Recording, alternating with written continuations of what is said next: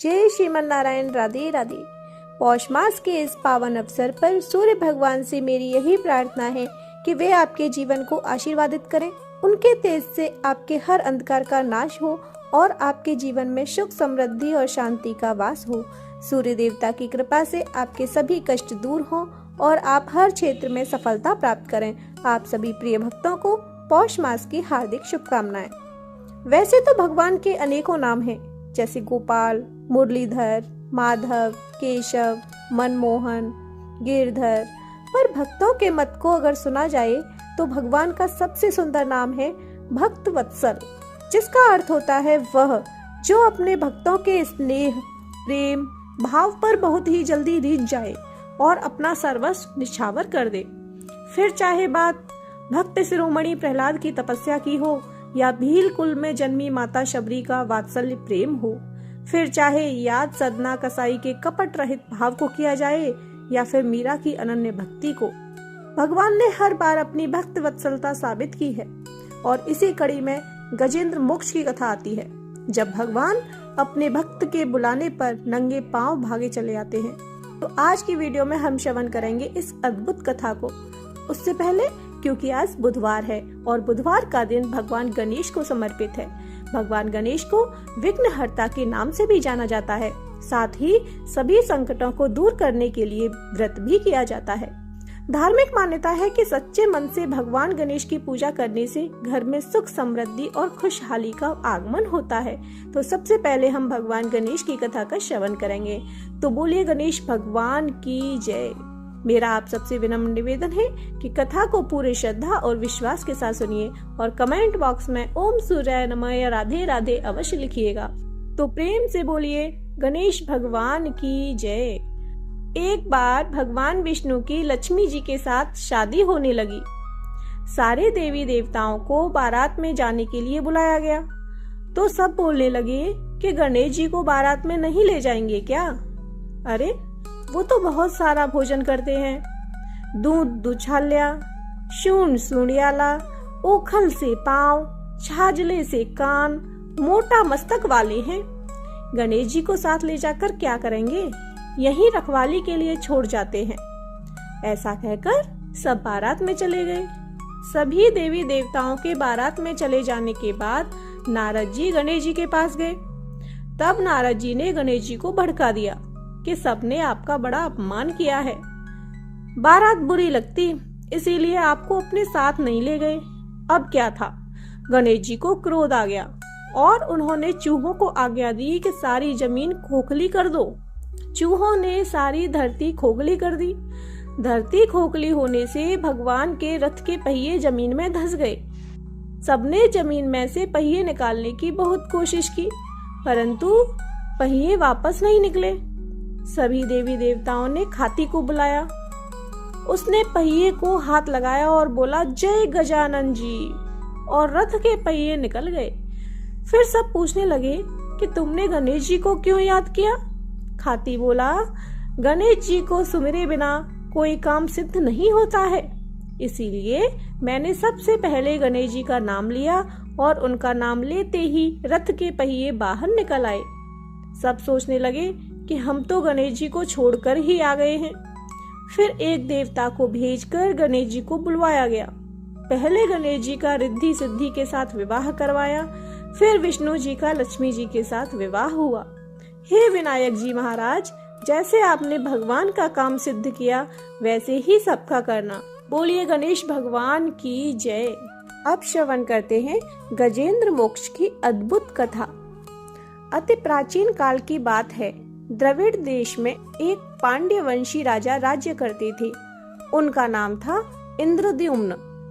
वे भगवान की आराधना में ही अपना अधिक समय व्यतीत करते थे। यद्यपि उनके राज्य में सर्वत्र सुख शांति थी, प्रजा प्रत्येक रीति से संतुष्ट थी, तथापि राजा इंद्रद्युम्न अपना सारा समय राजकार्य में कम ही दे पाते थे। वे कहते थे कि भगवान विष्णु ही मेरे राज्य की व्यवस्था करते हैं, अतः वे अपने इष्ट परम प्रभु की उपासना में ही दत्तचित्त रहते थे। राजा इंद्रद्युम्न के मन में आराध्य आराधना की लालसा उत्तरोत्तर बढ़ती ही गई। इस कारण वे राज्य को त्याग कर मलय पर्वत पर रहने लगे। उनका वेश तपस्वियों जैसा था। सिर के बाल बढ़कर जटा के रूप में हो गए थे।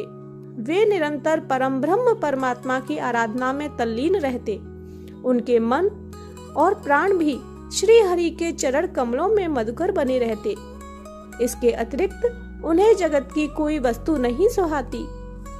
उन्हें राज्य, कोश, प्रजा तथा पत्नी आदि किसी प्राणी या पदार्थ की स्मृति ही नहीं होती थी।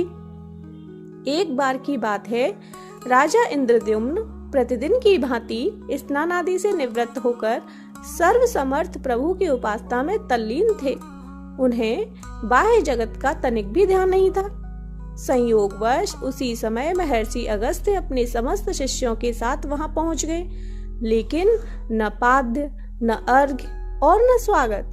मौन व्रती राजा इंद्रद्युम्न परम प्रभु के ध्यान में निमग्न थे। इससे महर्षि अगस्त्य कुपित हो गए। उन्होंने इंद्रद्युम्न को श्राप दे दिया, इस राजा ने गुरुजनों से शिक्षा नहीं ग्रहण की है और अभिमानवश परोपकार से निवृत्त होकर मनमानी कर रहा है। ऋषियों का अपमान करने वाला यह राजा हाथी के समान जड़ बुद्धि है, इसीलिए इसे घोर अज्ञानमयी हाथी की योनि प्राप्त हो। महर्षि अगस्त्य भगवत भक्त इंद्रद्युम्न को यह शाप देकर चले गए। राजा इंद्रद्युम्न ने इसे श्री भगवान का मंगलमय विधान समझकर प्रभु के चरणों में सिर रख दिया। क्षीराब्धि में 10 सहस्त्र योजन लंबा, चौड़ा और ऊंचा त्रिकुट नामक पर्वत था। यह पर्वत अत्यंत सुंदर एवं श्रेष्ठ था। उस पर्वतराज त्रिकुट की तराई में ऋतुमान नामक भगवान वरुण की क्रीड़ा कानन था। उसके चारों ओर दिव्य वृक्ष सुशोभित थे। वे वृक्ष सदा पुष्पों और फूलों से लदे रहते थे।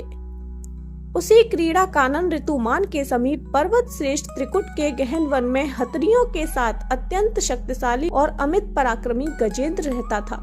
एक बार की बात है, गजेंद्र अपने साथियों सहित प्यास की तीव्रता से व्याकुल हो गया। वह कमल की गंध से सुगंधित वायु को सूंघकर एक चित्ताकर्षक विशाल सरोवर के तट पर जा पहुंचा। गजेंद्र ने उस सरोवर के निर्मल, शीतल और मीठे जल में प्रवेश किया। पहले तो उसने जल पीकर अपनी तृषा बुझाई, फिर जल में स्नान कर अपना श्रम दूर किया। तत्पश्चात उसने जल क्रीड़ा आरंभ कर दी। वह अपनी सूंड में जल भरकर उसकी फुहारों से हथनियों को स्नान कराने लगा। तभी अचानक गजेंद्र ने सूंड उठाकर चीत्कार की। पता नहीं किधर से एक मगर ने आकर उसका पैर पकड़ लिया था। गजेंद्र ने अपना पैर छुड़ाने के लिए पूरी शक्ति लगाई, परंतु उसका वश नहीं चला, पैर नहीं छूटा। अपने स्वामी गजेंद्र को ग्राहग्रस्त देखकर हथनियां, कलब और अन्य गज अत्यंत व्याकुल हो गए। वे शूण उठाकर चिंघाड़ने और गजेंद्र को बचाने के लिए सरोवर के भीतर बाहर दौड़ने लगे। उन्होंने पूरी चेष्टा की, लेकिन सफल नहीं हुए। वस्तुतः महर्षि अगस्त्य के श्राप से राजा इंद्रद्युम्न ही गजेंद्र हो गए थे और गंधर्व श्रेष्ठ हुहु महर्षि देवल के शाप से ग्राह्य हो गए थे। वे भी अत्यंत पराक्रमी थे। संघर्ष चलता रहा। गजेंद्र स्वयं को बाहर खींचता और ग्राह्य गजेंद्र को भीतर खींचता। सरोवर का निर्मल जल गंदला हो गया था। कमल दल छत विछत हो गए। जल जंतु व्याकुल हो उठे। गजेंद्र और ग्राह्य का संघर्ष 1 सहस्त्र वर्ष तक चलता रहा। दोनों जीवित रहे। यह दृश्य देखकर देवगण चकित हो गए। अंततः गजेंद्र का शरीर शिथिल हो गया। उसके शरीर में शक्ति और मन में उत्साह नहीं रहा, परंतु जलचर होने के कारण ग्राह्य की शक्ति में कोई कमी नहीं आई। उसकी शक्ति बढ़ गई। वह नवीन उत्साह से अधिक शक्ति लगाकर गजेंद्र को खींचने लगा। असमर्थ गजेंद्र के प्राण संकट में पड़ गए। उसकी शक्ति और पराक्रम का अहंकार चूर चूर हो गया। वह पूर्णतया निराश हो गया, किंतु पूर्व जन्म की निरंतर भगवत आराधना के फलस्वरूप उसे भगवत स्मृति हो आई।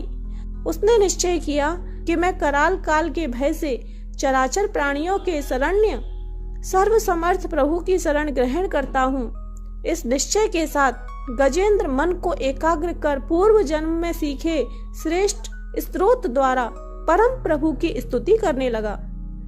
गजेंद्र की स्तुति सुनकर सर्वात्मा सर्वदेव रूप भगवान विष्णु प्रकट हो गए। गजेंद्र को पीड़ित देखकर भगवान विष्णु गरुड़ पर आरूढ़ होकर अत्यंत शीघ्रता से उक्त सरोवर के तट पर पहुंचे। जब जीवन से निराश तथा पीड़ा से छटपटाते गजेंद्र ने हाथ में चक्र लिए गरुड़ारूढ़ भगवान विष्णु को तीव्रता से अपनी ओर आते देखा तो उसने कमल का एक सुंदर पुष्प अपनी सूंड में लेकर ऊपर उठाया और बड़े कष्ट से कहा, नारायण जगत गुरु भगवान आपको नमस्कार है। गजेंद्र को अत्यंत पीड़ित देखकर भगवान विष्णु गरुड़ की पीठ से कूद पड़े और गजेंद्र के साथ ग्राह को भी सरोवर से बाहर खींच लाए और तुरंत अपने तीक्ष्ण चक्र से ग्राह का मुख फाड़कर गजेंद्र को मुक्त कर दिया। ब्रह्मादि देवगण श्री हरि की प्रशंसा करते हुए उनके ऊपर स्वर्गीय सुमनों की वृष्टि करने लगे। सिद्ध और ऋषि महर्षि पर ब्रह्म भगवान का गुणगान करने लगे। ग्राह दिव्य शरीरधारी हो गया। उसने विष्णु के चरणों में सिर रखकर प्रणाम किया और भगवान विष्णु के गुणों की प्रशंसा करने लगा। भगवान विष्णु के मंगलमय वरद हस्त के स्पर्श से पाप मुक्त होकर अभिशप्त हुहु गंधर्व ने प्रभु की परिक्रमा की और उनके त्रैलोक के वंदित चरण कमलों में प्रणाम कर अपने लोक को चला गया। भगवान विष्णु ने गजेंद्र का उद्धार कर उसे अपना पार्षद बना लिया। गंधर्व, सिद्ध और देवगण उनकी लीला का गान करने लगे। गजेंद्र की स्तुति से प्रसन्न होकर भगवान विष्णु ने सबके समक्ष कहा, प्यारे गजेंद्र, जो लोग ब्रह्म मुहूर्त में उठकर तुम्हारी की हुई स्तुति से मेरा स्तवन करेंगे, उन्हें मैं मृत्यु के समय निर्मल बुद्धि का दान करूंगा। यह कहकर भगवान विष्णु ने पार्षद रूप में गजेंद्र को साथ लिया और गरुड़ारूढ़ होकर अपने दिव्य धाम को चले गए। बोलिए विष्णु भगवान की जय।